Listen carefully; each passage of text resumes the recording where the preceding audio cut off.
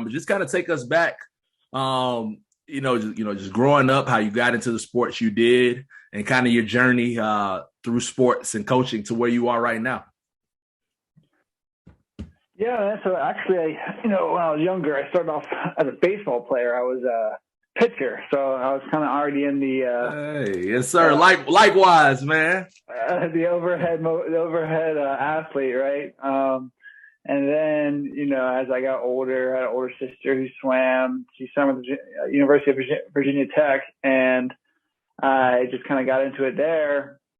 And, over time, when you're a part of a year-round swim club program, obviously you learn the basics up front, but as your body starts to grow, it's really important to get the reps in, appropriate reps, depending on where you're at. You could get, reps that aren't looking that great or aren't technically sound. So then you got a lot of issues you got to deal with. But luckily I was a part of a gold medal club that did a good job at fostering my growth. And as I kind of got into my teenage years, I really took off and got exposure on the junior national level. And that's when colleges start to kind of notice you, right? And with my specific club team, we did a lot of endurance training. It was endurance based. So, there's a lot of yardage after you kind of mastered the basics, especially if you showed consistency and, talent, and you're able to kind of take that next step, the next level, showing out to 8 to 10 practices a week. Unfortunately, we did not do, in my opinion now, enough strength training. You see a lot of those types of, research articles about, if you're doing an endurance sport like swimming or whatever, should you be running? It's kind of compounding endurance on endurance, and doesn't really, dial into these swim specific, movements that you're making. So it doesn't really help you. So we kind of did stuff like that. I think that was kind of an error, but we did some body weight stuff. Nowadays I try and work more with all kinds of athletes at that age to foster their growth, more strength training.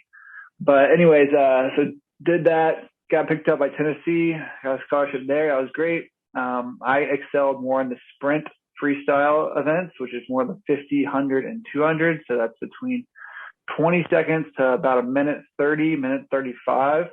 And that's going to be, high ATP, type 2 muscle fibers, maybe 200 freestyle, a little bit more type 1 transition type 2, but not much.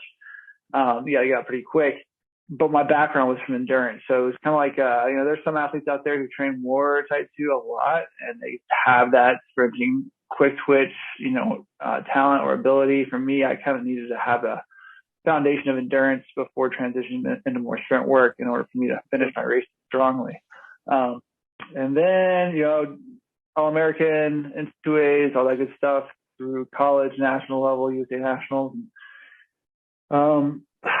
Bittersweet for me. I missed Olympic trials by a point .05.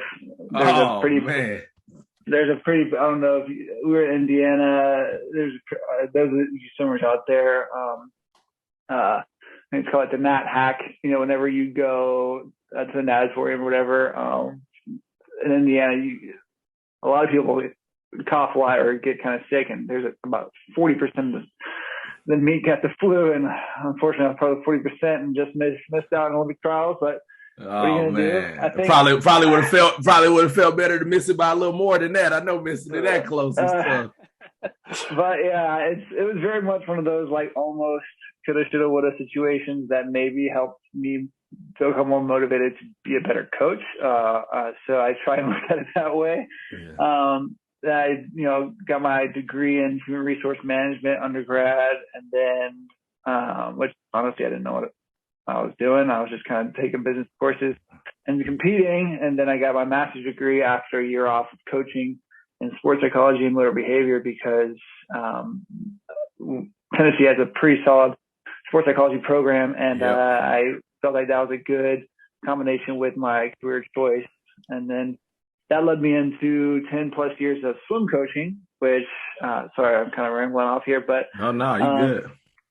So I did 10 years of swim coaching, from novice to middle school, high school level, all the way through, working with some national team level athletes and Olympians out here in Santa Monica.